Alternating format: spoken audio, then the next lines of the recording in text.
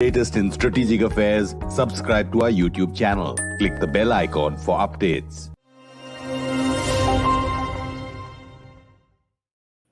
This is StratNews Global. I'm Amitabh. Revi on Talking Point this week. We're looking at the Russia-Ukraine war and global geopolitics with Dr. Nivedita Kapoor in Moscow.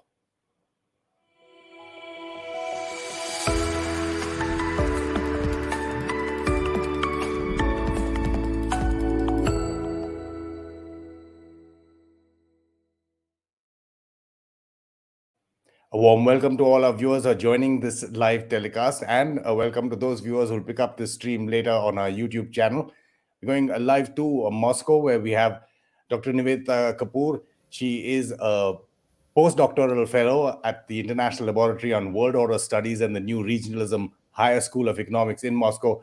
Dr. Kapoor, thank you so much for your time and welcome to StratNews Global. Thank you, Amitabh. Thank you for having me. Pleasure's all ours. День народного единства, I think it's called today, the National Unity Day, holiday, of course, in Russia.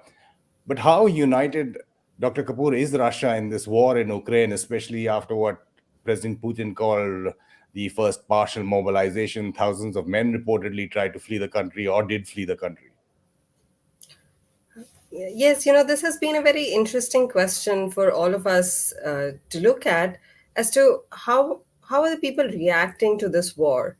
And it's also especially difficult in a country like Russia, because we do have we have a media that is very under the control of the state. The independent media, especially after the February 24th invasion of Ukraine, a lot of those independent outlets have been forced to shut down. Some have moved to European countries to continue operating.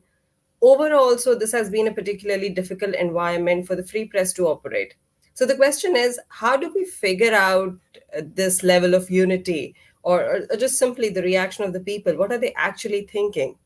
Because it's for another reason it's difficult to guess what people are thinking is because of this very strict laws that have been brought in after February 24th. So it's called discrediting of the Russian army. So nothing that could possibly discredit the Russian army is allowed. And it's such an expansive definition of that term that even the press that is under the control of the state, they are they have to be very specific and very careful in what they say. So amidst all of this, I think one of the ways in which we can understand what people are thinking is through social media, through this social polling that some of the centers in Russia, they still continue to do. I know some people do say that, in systems like Russia, where it's very difficult to say that people are going to openly say what they think, even to the pollsters, even if it's an anonymous poll. People are generally very cautious. But I think I was looking over at some of the results of the Levada polls, which is Levada Center is one of the major centers that does conduct these polls. And you can see how people are reacting to it. So one of the questions that people were asked about was concern about the war.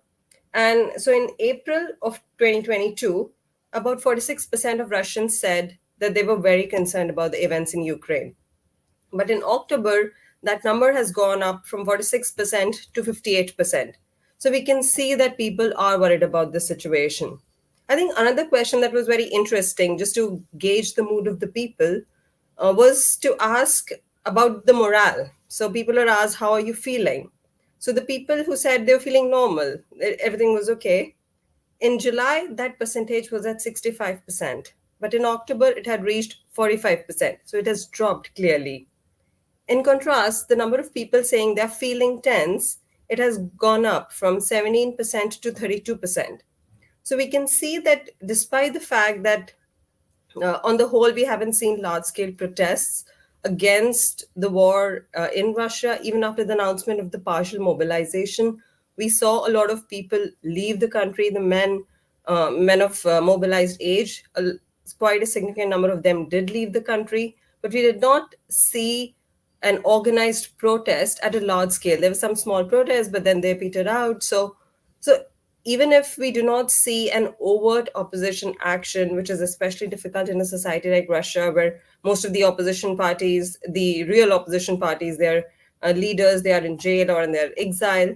So if we cannot figure out from opposition activity or protests on the ground, then we look at these sources to see how people are worried or how they are reacting to it. So I think in general, if I look at these results and if I collate the results from what I hear from, say, friends, acquaintances, and I can also sense there's a difference in how different generations perceive this war. So the younger population, especially the ones who live in cities, who are very well educated, who most likely get their information from more than one source, who can also access, who use VPNs, so they can access English language sources. So amongst this population, you can clearly see that they're not very happy with the situation. If you ask them personally, they will tell you that they don't think this is a very good idea. But neither is this section willing to. They don't have the means specifically to organize themselves or do something about it. So I think overall, we do see a united picture in the sense that we haven't seen protests. We do have a section of the population that does support the president and this war. So because when people are asked how many of you support Russia's military forces, about 44% said definitely yes, and quite a significant population also said yes. So it's not as if they're completely opposed to the armed action in Ukraine, but at the same time they're worried about the implications. Their mood is not very good, and especially the younger population is pretty worried, especially after the partial mobilization. And despite the public pronouncement from officials, what about the military and the administration? Winter's fast approaching, if it's not already there. I mean, first snowfall already I saw in Moscow. How does Russia see this war progressing? Because the signals yesterday or today we saw from a Russian appointed official there who was talking about a pullback from the western bank of the Dniepro River. So the military question has been till before the partial mobilization was announced, it was particularly concerning for Russia because it was fighting with the peacetime army. So the question was, can it sustain this larger operation simply because it could not rotate its troops? The troops would get exhausted. There have been a significant number of casualties. So how does Russia sustain this operation, especially as you said, we go into the winters? But the fact that the partial mobilization has been announced because I'm not a military expert, so I'm also listening to military experts and trying to understand what they're saying. So the argument is that that after the partial mobilization, even though significant, there were a lot of people who left, Russia still has been able to mobilize. The Minister of Defense says about 300,000 people. Independent experts are saying it's about 200,000, but still that's a significant number. So now the challenge for Russia would be to get these people and train them properly, equip them, and then so if we are to see the results of the partial mobilization, to be able to give a confirmed figure of how this would pan out for Russia, we'll have to wait about 3 to 4 months, because and anything before that, we won't see any immediate impact. Russia might have sent a small number of these mobilized personnel to the battlefronts immediately just to stabilize some lines, but not the vast majority of the mobilized population. So the challenge right now for Russia is to train these people into some sort of cohesive fighting unit. And whether it can do that or not is something we'll have to see. Because the last time Russia conducted a mobilization, it was the Soviet Union and we were in World War II. So there has been a long time in which Russia has not done anything of this sort. So to say that we don't have any data or any analysis to fall back on to say how Russia is going to perform and how it's going to do with this mobilization. But what the military experts say is if we wait for 3 to 4 months, if the battle continues through the winters, after that we will be able to see how effective this mobilization has been, and that will tell us the staying power of Russia in the war. So how long can Russia fight? Because now with the partial mobilization, one thing is clear, that Russia does want to continue this war, right? It's not. It might be still calling it a special military operation, but the fact that you're calling on your population for mobilization means that it's no longer a short-term operation. You're looking at this for the longer term. So, but yeah, at this moment, it's very difficult to say how effective this partial mobilization will be. But it does tell us that Russia has staked a lot of its security on this war, and it's planning for the longer haul now. External Affairs Minister Jaishankar is in Moscow next week, Dr. Kapoor. How does Russia perceive India's strategic situation? How New Delhi is, say, on one hand, dealing with its energy interests by continuing to buy from cheaper Russian sources, yet it's still getting closer to the US and the West, both bilaterally and multilaterally, say, in the Quad. Yeah, India's position is especially curious in this entire situation. But I think till now, what we have done, as you already have said, that we are just trying to balance with our relationship both with the West and with Russia. And for Russia, that's actually not a bad thing, because when Russia launched, you'll see this continuously repeated, whether it's President Putin or it's Foreign Minister Lavrov or any other Russian official. They say that this is about the fact that Russia is not isolated. It has launched this war. It's in this proxy war with the West, where West wants to isolate Russia, but it has failed to do so because there are big countries like China and India and the global South. So basically, it's the West versus the non-West. That's how Russia would present this debate. And for Russia, this is also about saying that we, along with China, India, other powers, we are going to establish a multipolar world. So this is no longer the era of US unipolarity. That time is over. The West is in a declining phase. So if it says all of that, and it does say that countries like China and India and others, even if they do not overtly support Russia in the war, they also do not condemn it, then for Russia, that's not a negative thing at all. It will see it very positive. It does see it very positively. And also the fact that countries like India do have their own issues, whether it's food security, energy security, which means that we are continuing to buy energy from Russia. So that is, again, that helps Russia and its budgets. We have actually seen IMF say that I think IMF had earlier predicted the figures I have here. IMF had said that the Russian economy in June, it had said it would contract by 6%. But last month, it said it will contract by 3.4% this year. And this is largely because oil exports are reducing the severity of the Russian contraction at the moment. So not only does this idea of non-West not isolating Russia help it, the fact that other countries continue to buy Russian oil, Russian energy does help Russia deal with the economic consequences of this as well.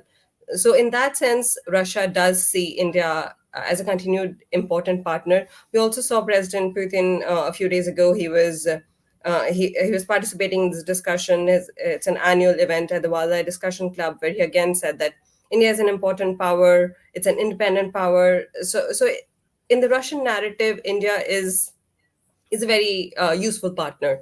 And despite the fact that Prime Minister Modi did say to President Putin that, this is not the time for war, when they met on the sidelines of the SCO summit, Russia does understand that concern. It does take that into account, but it's not an overt. But India has not taken any overt steps to oppose Russia.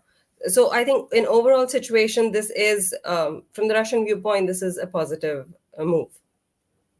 Sure. You're mentioning what the Prime Minister told President Putin on the sidelines of the SCO summit. How has that been received publicly? I mean, there was a phone conversation with Zelenskyy also post that. India, though, has abstained from all the pro and anti-Russia votes at the UNSC, the latest one being the Russian resolution on bioweapons. Is India seen in any position to be able to help in halting hostilities? I think in Russia, if you see the statements that you will see most popularly repeated are the ones that are not overtly against Russia. So if the Indian Prime Minister says, this is not the time for war, but that's not the only statement, right? He says that with other things, that India and Russia are good partners. We continue to be friends. We are meeting on the sidelines of the SCO summit. So it will be present. So the press would present it in a comprehensive manner, so that one statement does not stand out. amidst everything else that is happening.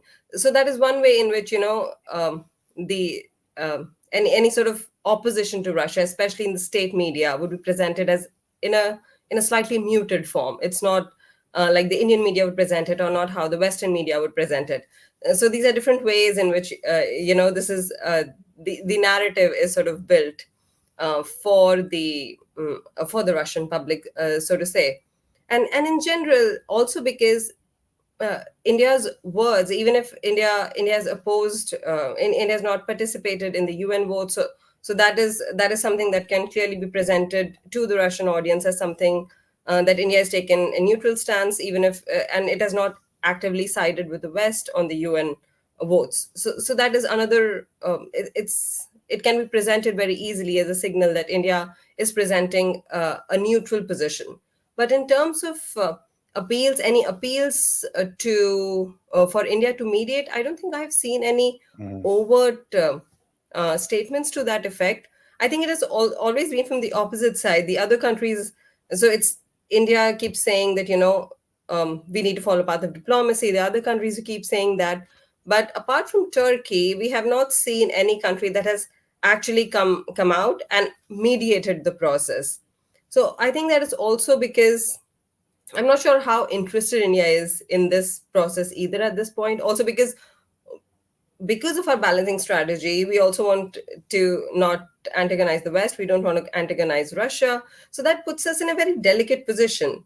And in that position, I'm not sure how much leverage will we be able to exercise on either Russia or Ukraine, or even the partners of Ukraine, the Western partners. So do we have enough leverage to be able to be a strong mediator is something I'm not very confident about.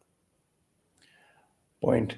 Do you see any impact apart from the official language again from both sides, that's Russia and India, any impact on military sales to India, the S-400s, or India even gets a lot of gas turbines from Ukraine for its naval vessels?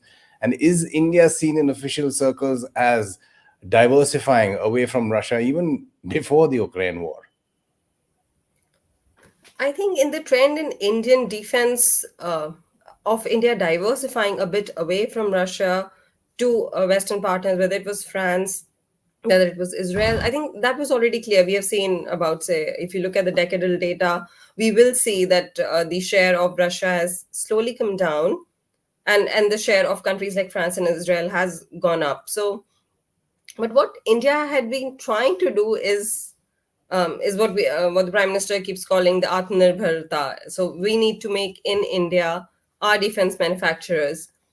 So in that sense, that's the dilemma India is in, because we want to manufacture our own defense products, but in quite a few of them, the transfer of technology, Russia was giving the transfer of technology to us. So, and this is a process that still would take time for India. So even if the argument is that we have realized suddenly that we cannot be dependent on just one country for all of our defense supplies, even if we start today, that diversification process is going to take a significant amount of time. So how does India manage this time period where it has to make sure that its supplies from Russia are still maintained, at least till the point where it can become some sort of self-sufficient, either it becomes self-sufficient or it finds other partners for the products that it was getting from Russia. And this is not going to be a short-term process, simply because of the level of dependence that we have on Russian defense equipment. So even if, since you asked about if we have seen any immediate impact, I don't think I have not seen any reports of any immediate impact on the supplies of Russian defense equipment to India. But I think if the war drags on, we'll have to start worrying about it, especially because Russia's resources would be dedicated to its supplying its own military, and also there's a lot of because of we don't know that as yet, but Russia does use a lot of Western intermediate equipments, and if there is any impact of the Western sanctions on these intermediate products that Russia uses in the weapons that it supplies to us.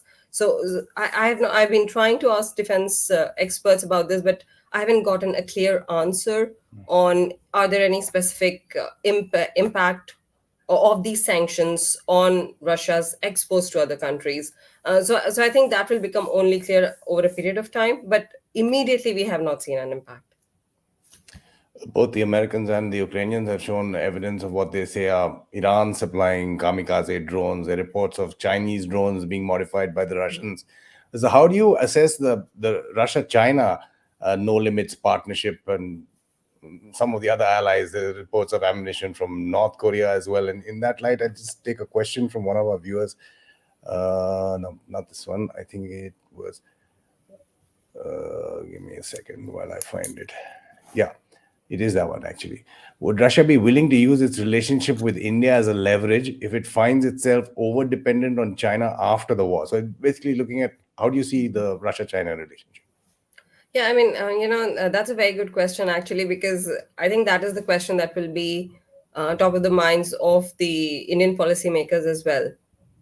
Just if you look at before the war, we already saw that China had become Russia's key external partner, because not just that their bilateral trade was very high, it was also that in how Russia and China see the world. There were a lot of similarities in how they do see the world in terms of their opposition to, especially the opposition to the United States. So there was a very good combination of for Russia and China of their goals, both political and economic and strategic.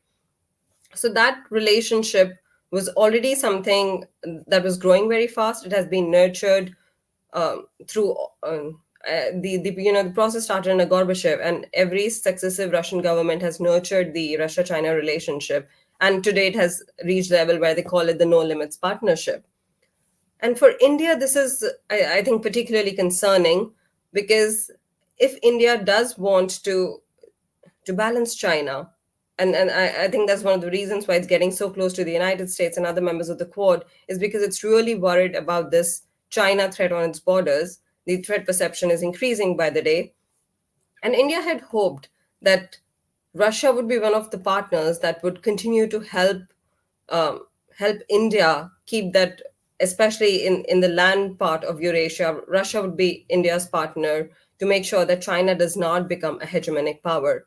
So I think that has been one of the main rationales one of the main rationales why India does value Russia so much, is that it wants Russia to have a strategic space to maneuver. India does not want a situation where Russia believes that it has no other partners but China. So India does not want Russia to become over dependent on China, because that would mean a huge strategic loss for India, especially in Eurasia. In the Indo-Pacific, we do rely on partners like the United States, Japan, Australia. But as you move west, we do see Russia as a key partner. The problem now is that, especially after the war, because the relations with the West have completely collapsed, and we cannot hope in the near future of somehow a revival or a great, somehow a 180-degree turn in the Russia-West relationship, Russia is left with very few partners, and we have to be frank about it. And if it's looking at those partners, then China is at the top of the list, because of the kind of capacity China has. So if it's trade, whether it's supply of technologies, whether it's being this great power that's a rising power, and how Russia and China, if they're closely aligned, the combined weight that they exercise at the international stage, all of these things are something that India cannot readily provide to Russia. Because we are still not at the same level of the partnership with China, of power with China. So I think that is one of the main concerns of India at this point. The only hope we can have is that Russia did not want to be the junior partner of the West. So we can hope that it does not want to be anybody's junior partner. And if Russia does sense that it is getting over dependent on China after, say, in a few years, then it will take steps to diversify away. And if India continues to provide that space, then Russia will continue to see India as a partner, even if it's not as powerful as China. And that Russia's own strategic calculations will somehow help us sustain the India-Russia relationship and make sure that Russia does not become over-dependent on China. But a lot of this will depend on how Russia reacts to the situation. Sure. Also, Dr. Kapoor, I mean, the wheat shipment blockade, why did President Putin back down after Russia initially pulled out of that UN and Turkey brokered agreement? You had mentioned Turkey earlier in your answers as well. Yeah, that has been a very interesting development, because the president first announced that we were pulling back, and then it was a very quick U-turn. So, from what I can gather, is that countries like Turkey, which has been especially active, they have been able. So President Erdogan has been able to communicate his concerns to President Putin very well. And while some may wonder why suddenly Turkey has so much power, it's if you look at the trade data of the past few months, Turkey has become especially important for Russia in terms of parallel imports, because the products that Russia cannot import directly from Europe, they are coming through different countries now. And Turkey has become one of the key pathways through which these products are coming. So Russia is very interested in preserving its relationship with Turkey at this point, for the trade route. We also have a lot of Russians who have moved to Turkey. There's a lot of tourism that's happening. So the Russia-Turkey relationship has been strengthening over the past few years, and especially after the invasion. We have also seen that Turkey has taken a more active stance in the Armenia-Azerbaijan conflict and the Nagorno-Karabakh. So Russia is also interested in making sure that its interest in the neighborhood is preserved, and that also involves maintaining good relations with Turkey. So I think what has happened is Turkey has been able to leverage its position at this point, and because Turkey also benefits from this grain deal, it does earn revenue. So I think there's been this combination of factors that has helped Turkey able to convince Russia of coming back to this deal, at least for the time being. I suspect my mic is picking up a little Punjabi pop, which my neighbors are having a post-Diwali party as well, so you can enjoy that. But just a question from a viewer. He had asked lots of them before we went on air, but those disappear as soon as unless you put it on as soon as we live stream. But here's one for you. How can Russia and India play their Arctic policy in coordination with each other to balance the West and China? Yeah, the Arctic policy of India and Russia. See, for Russia, Arctic is a key region, right? It has the longest coastline. It is one of the it's one of the key members of the Arctic Council, along with the other states. After the invasion of Ukraine, the work of Arctic Council has stopped, which is one of the main organizations that deals with the activities in the Arctic. The other countries, all the other countries have said that they want to stop any activity in the Arctic Council, which deals with issues like climate change, maritime communication.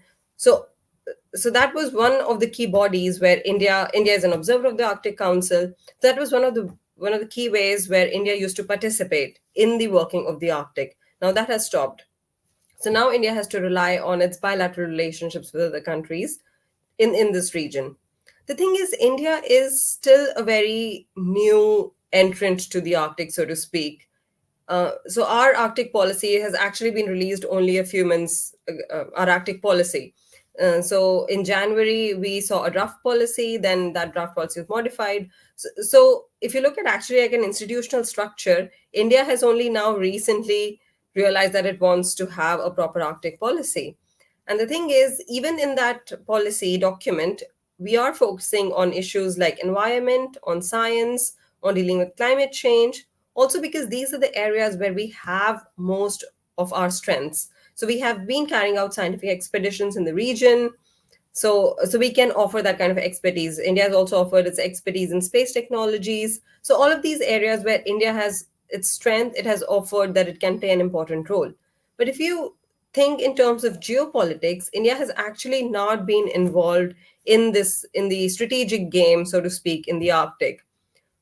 And one main reason for this is we actually have no capacity. We don't even have ice class vessels. We don't have any ice class vessels to speak of.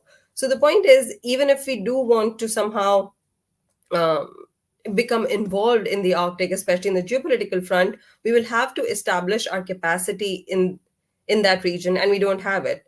And another reason for this is we are not a littoral state. So we are operating within these constraints. Here, of course, our relationship with Russia is important because we are involved in several energy projects in the region, and we have to be worried about those energy projects as well because the extraction of resources in the Arctic is particularly difficult. Russia was relying heavily on Western technologies for extraction of those resources because they are located in far offshore areas. And with the withdrawal of the Western technologies, a lot of Western oil and gas companies have left. The question is, how does Russia now exploit those resources in the Arctic? So it's again a worry for India. We are also seeing a creeping Chinese presence in that region. China has built a lot of ice class vessels, and it has declared itself to be a near Arctic state. But at this point, its interests have been mainly economic. It wants to use the Northern Sea route because that will greatly shorten the distance between China and Europe. But at this point, if you ask if India has a major Arctic policy, I would say we are still at the very initial stages. Sure, my hot mic's gonna pick up my neighbor's Punjabi pop music as well again. But just another hot topic, Dr. Kapoor, fears of nuclear escalation. Defense Minister Shoigu spoke to Raksha Mantri Rajnath Singh. He's spoken to various other defense ministers across the world, claiming that Ukraine is building a dirty bomb. Washington and Kyiv have vehemently denied that, pointing instead to the possibility of a Russian red flag operation, which Moscow is also counter-accusing the opponents of. But how worrisome is that, in your estimate? This nuclear issue has actually, it has been very worrying on a lot of levels. But there's also this issue of where Russia, in the past, Russia has issued statements and then it has sort of cooled down the tempers. So somehow it does feel like a psychological effort being made to sort of put pressure on the other side, or to remind the others that this conflict is one which can get worse. So it does feel a lot of a psychological aspect to it, because we saw Defense Minister Shoigu call different world his counterparts in different countries, and I think the message he heard from them was that we do not support any such activity by any side. At least that's what the Indian Defense Minister said. Even though others would criticize the Defense Minister for saying that neither side should use nuclear weapons when Ukraine does not actually have any. But I think the message was clear by the Indian Defense Minister that a nuclear war is not something that India would support, no matter what the situation. And I think since then, we have actually seen some other curious developments. So after accusing Ukraine of planning a dirty bomb, a couple of days ago, the Ministry of Foreign Affairs of Russia issued a statement, which was like without any prompts from anybody else. They repeated that nuclear war cannot be won and it must never be fought. Also, it very clearly said that Russia's nuclear doctrine is for defensive purposes only, and it does not permit an expansive interpretation. We also heard President Putin during one of his discussions. He clearly said that that a nuclear war does not have any, from the military point of view, it does not benefit. So you see both these statements together, and it feels like Russia is now somehow cooling tempers after raising the temperatures by Defense Minister making those statements. It's now saying, okay, there's no threat of nuclear war, we are not trying to do this. So it feels, so that's why I'm saying, because of these contradictory statements, instead of saying something that this is actually going to happen, it feels like an attempt to maintain the pressure, so to speak. Sure. You're just seeing what you were mentioning earlier, President Putin at the Valdai Club, and we saw earlier some nuclear ballistic missile testing from Russian SSB. And some comments I'm going to take before I thank you, Dr. Kapoor, from Mike Theron, who insists that Russia won't use nuclear force. So that's what everyone around the globe hopes. They've been destroying energy infrastructure in Ukraine and energy-dependent Europe instead. Mike Theron feels that winter will do more damage and is safer than the nukes. Anyway, apart from that, I just wanted to put out another one from Shivam Sahu, who thanks you. And echoes what we are doing. Shivam Sahu says, awesome analysis. Thank you, Dr. Nivedita Kapoor in Moscow, for spending some time with us on StratNews Global and sharing your thoughts. Thank you. It was a pleasure joining you. The pleasure was all ours. And just a reminder to some of our viewers who have requested to support us financially, there is a UPI payment ID, a QR code that will flash on your screens. And there's also a link in the descriptor. You can also click and buy a YouTube super thanks. That's the heart icon that will appear as soon as you give a thumbs up to this video, that we hope that you will do after you see this. You've been watching The Talking Point with Dr. Nivedita Kapoor in Moscow. I'm Amitabh Revi.